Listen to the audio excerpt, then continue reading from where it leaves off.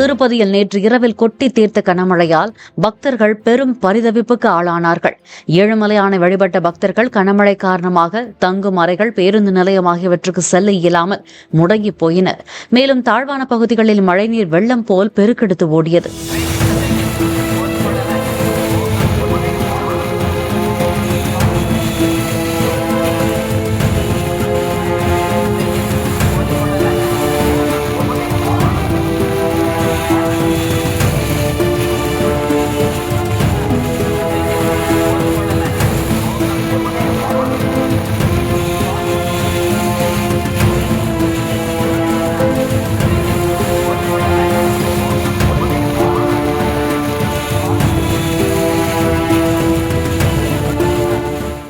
Play store மற்றும் app ஸ்டோரில் இருந்து பாலிமர் செயலியை QR கோடு மூலம் பதிவிறக்கம் செய்யுங்கள். செய்திகளை உடனுக்குடன் பெறுங்கள்.